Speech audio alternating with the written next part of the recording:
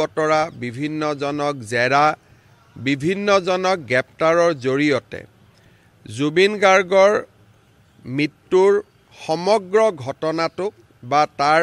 ষড়যন্ত্ৰ হওক বা মৃত্যু হওক হত্যা হওক গোটেই বিষয়টোক আদালতৰ সন্মুখলৈ লৈ আহিবৰ বাবে অহৰহ প্ৰচেষ্টা চলাইছে আৰু আমি নিশ্চিত যে নিৰ্ধাৰিত সময়তকৈ বহু আগতে আমি আদালতত চাৰ্জশ্বিটো দিব পাৰিম। এই প্ৰক্ৰিয়া চলি থাকোঁতে বাৰে বাৰে জুবিন গাৰ্গক ন্যায় দিব লাগে, এই ধৰণৰ এটা অসমত অদ্ভুত বাতাবৰণ সৃষ্টি কৰিবৰ বাবে এছাম লোকে অহৰহ প্ৰচেষ্টা কৰিছে আৰু এনে প্ৰচেষ্টাই অসমক মাত্ৰ পিছুৱাই লৈ যাব পাৰিব, ই অসমক কেতিয়াও আগুৱাই লৈ যাব নোৱাৰে। যোৱা 5টা বছৰত আমাৰ ৰাজ্যখনলৈ যি বিকাশ আহিছে, শান্তি আহিছে, প্ৰগতি আহিছে, সেই পৰিৱেশক মষিমূৰ কৰি কেৱল মাত্ৰ ৰাজনৈতিকভাৱে কিছু লোকে নিজৰ অভিসন্ধি পূৰণ কৰাৰ বাবে ৰাজ্যত যি এক ভয়ানক পৰিৱেশ সৃষ্টি কৰিব খুজিছে সি সঁচাকৈ গৰিহণাযোগ্য। আজি বাস্কাৰ কাৰাগাৰৰ সন্মুখত যি ঘটনা ঘটিছে সি সঁচাকৈয়ে অত্যন্ত দুখজনক আৰু আমি সকলোৱে অত্যন্ত মনো কষ্ট পাইছোঁ। কাৰণ অসমৰ দৰে এখন সভ্য দেশত বা ভাৰতৰ দৰে এখন সভ্য দেশত ন্যায় প্ৰদানৰ প্ৰক্ৰিয়া সম্পূৰ্ণ কৰাৰ বাবে আদালতৰ ওপৰত আমি সদায় আমাৰ বিশ্বাস ৰাখিবই লাগিব। মহাত্মা গান্ধীৰ মৃত্যুৰ পিছতো ন্যায়ৰ প্ৰক্ৰিয়া হৈছিলে আৰু নাথুৰাম গডছেক শাস্তি দিবলৈও তেতিয়াও ন্যায়ালয়ে এবছৰৰ পৰা 2 বছৰ সময় লৈছিলে। ৰাজীৱ গান্ধীৰ মৃত্যুৱে হওক, ইন্দিৰা গান্ধীৰ মৃত্যুৱে হওক, প্ৰত্যেকটো ঘটনাৰ শাস্তি ন্যায়িক প্ৰক্ৰিয়াৰ মাজেৰে হৈছিলে। আজি ৰাজনৈতিক দলসমূহে ৰাইজক, সাধাৰণ ৰাইজক যি সঁচাই জুবিনক প্ৰাণ ভৰি ভাল পায়, জুবিনক প্ৰাণৰ শিল্পী, জুবিনক আপোন বুলি ভাবে, আমাৰ দৰে অসংখ্য যি জুবিনৰ অনুৰাগী, তেওঁলোকক উত্তেজিত কৰাৰ বাবে যি প্ৰচেষ্টা, মই ভাবোঁ যে ই সঁচাকৈয়ে অসমৰ স্বাৰ্থত নহয়, ই বহু দিনলৈ অসমক ক্ষতি কৰিব। CA আন্দোলনে যেনেকৈ অসমক বহু দিনলৈ ক্ষতি কৰিছিল, এই ব্যৱস্থাটোৱে অসমক বহু দিনলৈ ক্ষতি কৰিব। মই ৰাইজক আহ্বান জনাম যে যাৰ ৰাজনৈতিক উদ্দেশ্য আছে তেওঁলোকক ৰাজনীতি কৰিব দিয়ক, কিন্তু সাধাৰণ জনতাই ন্যায়ালয়ৰ ওপৰত বিশ্বাস ৰখা উচিত আৰু অসম পুলিচে নিৰ্ধাৰিত সময়ত তদন্ত শেষ কৰি ন্যায়ালয়ৰ সন্মুখলৈ জুবিনৰ ঘটনাত দোষী সকলোকে ন্যায়ালয়ৰ সন্মুখলৈ লৈ যাব। চলিয়ে হিন্দী মে আৰু क्या চলিয়ে সেই বিষয়ে আমাৰ ইতিমধ্যে প্ৰক্ৰিয়া চলি আছে। যোৱাকালি ছিংগাপুৰে আমাক বিচাৰিছিলে যে SITৰ কোন কোন আৰক্ষী বিষয়া ছিংগাপুৰত যাব আৰু আলোচনাৰ বিষয়বস্তু কি হ'ব। যোৱাকালিয়ে ভাৰত চৰকাৰৰ বৈদেশিক মন্ত্ৰালয়ে ছিংগাপুৰ কৰ্তৃপক্ষক জনাইছে যে অসম পুলিচৰ এই 2জন আৰক্ষী বিষয়া যাব খোজে আৰু ডিছকাশ্যনৰ এজেণ্ডা এই 4টা পইণ্ট। গতিকে এই ক্ষেত্ৰত ছিংগাপুৰ কৰ্তৃপক্ষই গ্ৰীণ ছিগনেল দিলেই বা তেওঁলোকে সঁহাৰি জনালে আমি তেওঁলোকক পঠিয়াব পাৰিম। ছিংগাপুৰ পুলিচেও তদন্ত প্ৰক্ৰিয়া চলাই আছে আৰু তেওঁলোকৰ আদালততো ছিংগাপুৰে 3 মাহৰ ভিতৰত অভিযোগনামাই হওক বা ক্লোজাৰ ৰিপৰ্টে হওক, তেওঁলোকেও তেওঁলোকৰ আদালতত 3 মাহৰ ভিতৰত দিয়াৰ যিটো নিয়ম, ভাৰতত যেনেকৈ 3 মাহৰ ভিতৰত দিব লাগে, ছিংগাপুৰতো 3 মাহৰ ভিতৰত দিব লাগে। আৰু ছিংগাপুৰৰ ডেপুটি হাই কমিশ্যনাৰে মোক আশ্বাস দিছে যে আমাৰ তদন্তৰ প্ৰতিবেদনো আমাৰ কোৰ্টত আমি নিৰ্ধাৰিত সময়ৰ ভিতৰত দিম আৰু সেই যিটো শুনানি হ'ব তাৰ পিছত সেইটো ৰাজহুৱা হয়, তাত যিকোনো মানুহে তাত অংশগ্ৰহণ কৰিব পাৰে। তেওঁলোকে কৈছে যে খালি ইনভেষ্টিগেশ্যন চলি থকা সময়ত আমাৰ পুলিচে কথা নকয়, সেইটো আমাৰ নিয়ম। আৰু সেইটো কাৰণেই আমাক তেওঁলোকে অসমৰ ৰাইজক আহ্বান জনাইছে যে বিশ্বৰ ভিতৰতে ছিংগাপুৰ পুলিচৰ এটা নাম আছে তদন্তৰ ক্ষেত্ৰত, ছিংগাপুৰ পুলিচৰ ওপৰত যাতে বিশ্বাস ৰাখে, তাৰ কাৰণে ছিংগাপুৰৰ হাই কমিশ্যনাৰে মোক আজি আহি ৰিকুৱেষ্ট কৰিছে যে অসমৰ ৰাইজে হিচাপ চালে দেখা পাব যে ছিংগাপুৰৰ পুলিচ কিমান মেটিকুলাছ আৰু কেনেকৈ কাম কৰে। সেইকাৰণে আমাক কেইটামান দিনলৈ আমাৰ ওপৰত বিশ্বাস ৰাখক। যদি যোৱাৰ অনুমতি দিয়ে আমি নাই, ইয়াতটোতো যুটীয়া তদন্তটো দুইখন দেশৰ মাজত যুটীয়া তদন্ত নহয়, তদন্তটো আদান প্ৰদান হয়। তেওঁলোকে যিখিনি তদন্ত কৰিছে সেইখিনি আমাক জনাব, আমি যি তদন্ত কৰিছোঁ তেওঁলোকক জনাব। কোনো এখন আদালতে যুটীয়া তদন্ত স্বীকাৰ নকৰে। তদন্ত সদায় কোনোবা এখন ৰাজ্যৰ পুলিচ হ'ব লাগিব, কিন্তু সেইখন ৰাজ্যৰ পুলিচে আহৰণ কৰা তথ্য আন এখন দেশ বা প্ৰদেশৰ আদালতে তাক গ্ৰহণ কৰে। গতিকে তথ্যৰ আদান প্ৰদান হ'ব আৰু ছিংগাপুৰে কৈ আছে যে তাৰ কাৰণে আপোনালোকে অলপ সময় অপেক্ষা কৰিব লাগিব। চাওক, মই এইটোৱে প্ৰতিক্ৰিয়া দিম যে প্ৰত্যেকটো পৰ্যায়তে এছাম লোকে মানুহক প্ৰভোগ কৰিবৰ বাবে যিমান তলত যাব পাৰে সিমান তললৈকে গৈছে। তাৰ কোনো সীমা সংখ্যা নাই। প্ৰত্যেকটো কথাতে ইটো হ'লে ইটো কিয় হ'ল, ইটো কিয় নহ'ল। ৰাতিপুৱা যদি আদালতেও আমাক অৰ্ডাৰ দিছে যে আপোনালোকে আন এখন জেলত ৰাখক, অমুকখনত কিয় লৈ গ'ল, তমুকখনত কিয় লৈ নগ'ল। যদি কোনোবাই যদি সুপ্ৰিম কোৰ্টত এখন পিটিশ্যনো দিছে, পিটিশ্যনখন গ্ৰহণ কৰা নাইয়ে সুপ্ৰিম কোৰ্টে, কেনেকৈ পিটিশ্যনখন দিব পালে। যিখন পষ্টমৰ্টেম আমাৰ হাতত নাই তেনেকুৱা এখন পষ্টমৰ্টেমো সংবাদ মাধ্যমত উলিয়াই দিলে। তাৰমানে এটা মহলে নিৰ্বাচনৰ পূৰ্বে অসমক অশান্ত কৰাৰ বাবে অহৰহ প্ৰচেষ্টা চলাই আহিছে। আৰু বাস্কাৰ ঘটনা তাৰে অংগ। সাধাৰণ মানুহে একো বুজি নাপায়। তেওঁলোকক যেতিয়া নেতৃত্বত থকা মানুহে প্ৰভোগ কৰা আৰম্ভ কৰে, উচতাব আৰম্ভ কৰে, স্বাভাৱিকভাৱে নিৰীহ মানুহ জুবিনক ভাল পায়, আৱেগিক হৈ আছে। জুবিনৰ মৃত্যুৰ আৱেগক ৰাজনীতিলৈকে আমি ৰূপান্তৰ কৰিব নালাগে। যিটো কথা মই প্ৰথমৰ পৰাই কৈ আছোঁ যে জুবিনৰ মৃত্যুটো কাৰো বাবে ৰাজনৈতিক আশীৰ্বাদ হ'ব নোৱাৰে যে এতিয়া এইটো ঘটনা হ'ল আৰু এইটোকে হাতত ধৰি মই ইলেকশ্যন জিকি যাম। এতিয়া গোটেই অসমত পৰিৱেশটো কেনেকুৱা হৈছে যে জুবিনৰ ঘটনাটো হ'ল, এইটো আমি মেইনটেইন ৰাখিব লাগে আপ টু এপ্ৰিল, যাতে এইটোৱে আমাক ইলেকশ্যন জিকাই দিয়ে। ৰাজনৈতিক ৰাইজ ৰাজনীতি কৰা নাই, ৰাইজটো নিৰীহ, ৰাইজটো আৱেগিক। কিন্তু ৰাইজক যি ভুল তথ্য দি আছে, যিসকলৰ ব্ৰেইনত কামটো চলি আছে, তেওঁলোক ৰাজনৈতিক। কিন্তু বাস্কাৰ ঘটনাটো হ'ল অসমৰ মানুহৰ বুকুত লুকাই থকা জুবিনৰ প্ৰতি মৰম বা আৱেগৰ প্ৰতিফলন। কিন্তু যিখিনি মানুহে মিছা কথা উলিয়াই আছে, যিখিনি মানুহে অসত্য কথা উলিয়াই আছে, তেওঁলোকে জীৱনকালত কেতিয়াও জুবিনক ভাল পোৱা নাছিলে। মেক্সিমাম মানুহে ৰাজীৱ শদিয়াৰ ঘটনাটোৰ পিছত জুবিনক সমালোচনা কৰিছিলে। আজি তেওঁলোকে হঠাতে নিজৰ নিজৰ ফেচবুক পোষ্টত থকা পোষ্টবোৰ ডিলিট কৰি তেওঁলোকে ৰাতিৰ ভিতৰতে জুবিনৰ ফেন হৈ পৰিছে, জুবিনৰ অনুৰাগী হৈ পৰিছে। তেওঁলোকে কেতিয়াও, আপুনি মোক কওক, এটা বা দুটা মোক চিটুৱেশ্যন দেখাই দিয়ক যে কংগ্ৰেছ দলৰ সভাপতিয়ে জুবিনৰ কোনোবা এখন ফাংচন শুনা, ক'তো নাপাব। ৰাজীৱ শদিয়াৰ ঘটনাৰ পিছত সমগ্ৰ অখিল গগৈ আৰু তেওঁৰ সহযোগীসকলে আটাইতকৈ বেছি জুবিনক গালি পাৰিছিলে। আজি সেইসকলে জুবিনৰ হঠাৎ বন্ধু হৈ গ'ল আৰু তেওঁলোকে এফালৰ পৰা ৰাইজক যিমান পাৰে, যেতিয়ালৈকে গুলীকাণ্ড নহয়, যেতিয়ালৈকে নেপাল সদৃশ পৰিৱেশ এটা নহয়, তেওঁলোকে মনত ভাবি থৈছে যে এইটো ঘটনা আমি ঠাণ্ডা হ'ব নিদিওঁ।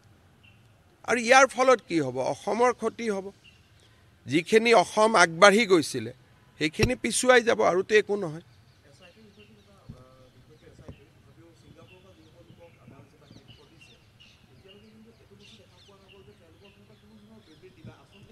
বিবৃতিটো নিদিয়ে নহয় কোৰ্টৰ তেওঁলোকক দিয়াটো আমি আপত্তি কৰা নাই সাংবাদিকে তেওঁলোকক সুধিলে তেওঁলোকে কথা ক'ব কিন্তু আমি যিখিনি জানিব লগা আছে সেইখিনি তেওঁলোকে SITকো দিছে SITৰ পৰা আগবাঢ়ি গৈ তেওঁলোকে আদালতো দি আহিছে 164 ষ্টেটমেণ্ট বুলি কয় তেওঁলোকে ছিংগাপুৰৰ পৰা যিসকল আহিছে তেওঁলোকে অকল SITতে ষ্টেটমেণ্ট দি ক্ষান্ত হোৱা নাই তেওঁলোকে তাতকৈও আগত গৈ আদালতৰ সন্মুখত গৈ ষ্টেটমেণ্ট দিছে সাংবাদিকৰ কোনোবাই সাংবাদিকৰ কথা কয় নকয় আৰু বৰ্তমান অসমত এইটো পৰিৱেশ যে সাংবাদিকক কিবা এটা কথা ক'লে লগে লগে তাৰ এটা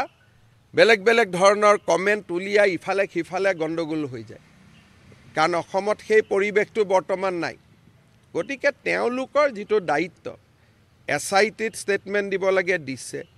তেতিয়া আমি SITয়ে কৈছোঁ এইখিনি কথা আপুনি কোৰ্টত ক'ব পাৰিবনে নাই বোলে যাম কোৰ্টতো গৈ ষ্টেটমেণ্ট দিছে আকৌ আমি কৈছোঁ আকৌ এবাৰ মাতিলে আহিব নাই বোলে আহিম গতিকে তেওঁলোকে তেওঁলোকৰ দায়িত্বখিনি এতিয়ালৈকে পালন কৰিছে আজি গোটেইকেইজন আহি গ'ল ৱাজিদ বুলি এজন আছিলে তেওঁ মাত্ৰ অহা নাই বাকী গোটেই 10 জনে আহিলে গতিকে তেওঁলোকে আদালতত গৈও নিজৰ তেওঁলোককতো নিৰাপত্তাটো দিবই লাগিব এইবিলাকতো ব্ৰাইট অসমীয়া ল'ৰা ছোৱালী নহয় যদি কোনোবাই কিবা এটা কৰি দিয়ে এইবিলাকতো জুবিনৰ অনুৰাগী হয়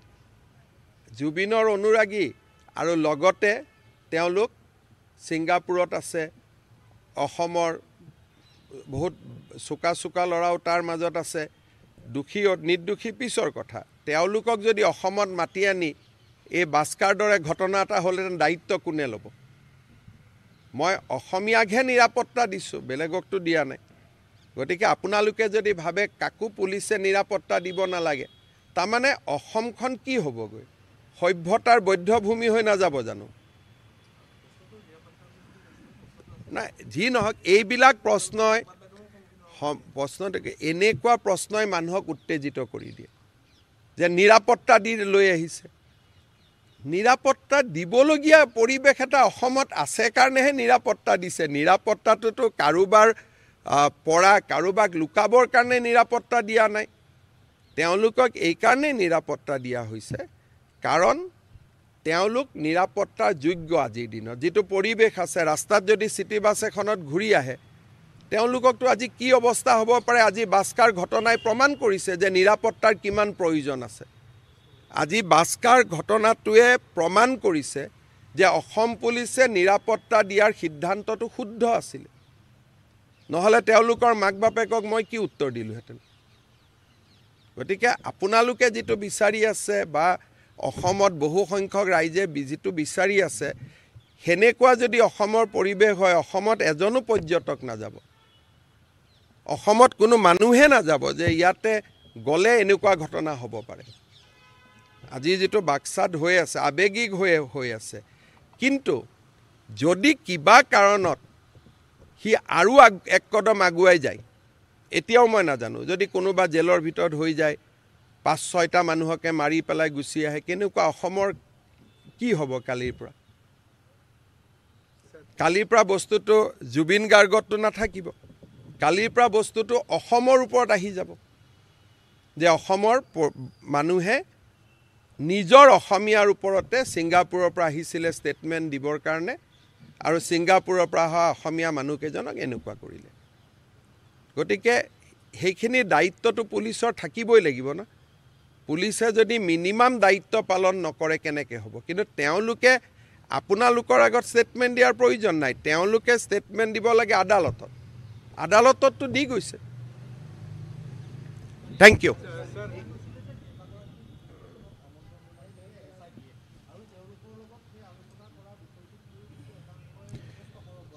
এতিয়া সেইটোকে কথা আপুনি যিয়ে কৰে তাত সৰব হয় যদি নজনাই কেইদিনমান আগতে কংগ্ৰেছৰ এজন নেতা কলা কোট পিন্ধি CIDত গ'ল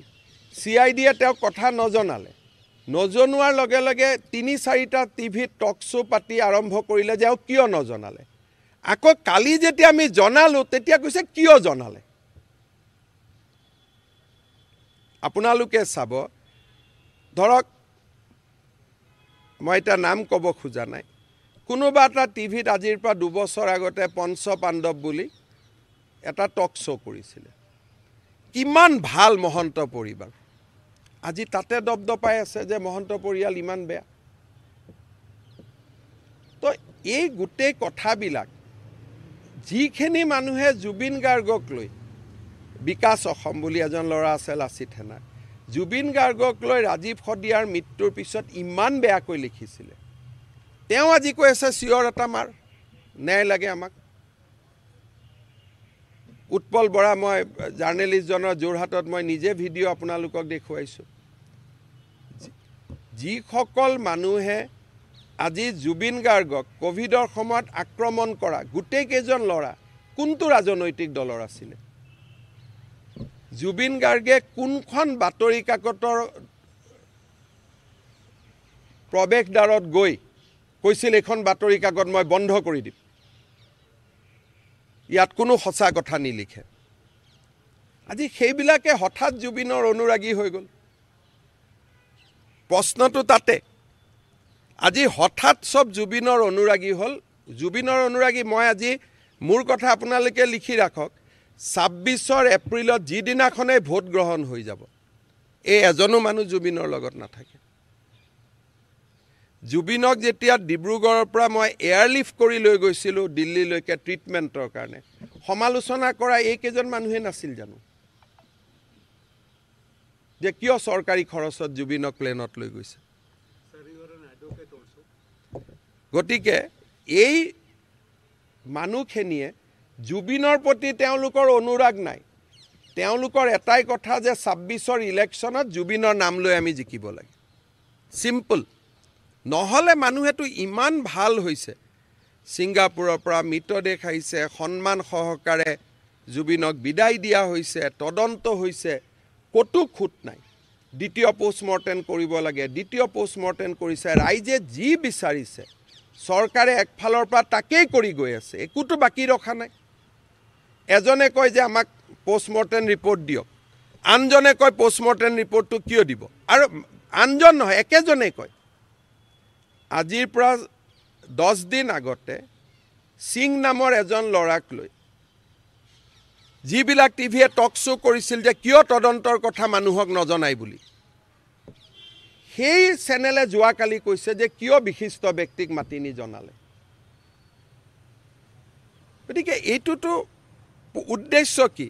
যে অসমখন এপ্ৰিললৈকে অগ্নিগৰ্ভা কৰি ৰাখা কাৰণ জুবিনৰ জীৱিত কালত এওঁলোক কেতিয়াও জুবিনৰ অনুৰাগী নাছিলে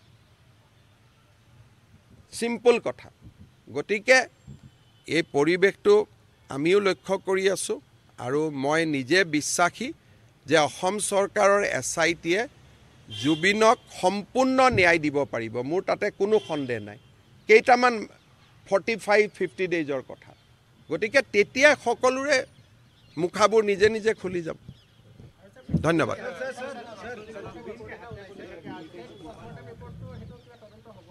এতিয়া কাক তদন্ত কৰিলেতো কাক ধৰিব লাগিব এখন উৎপল শৰ্মাই কালি হেখন পোষ্ট কৰিছে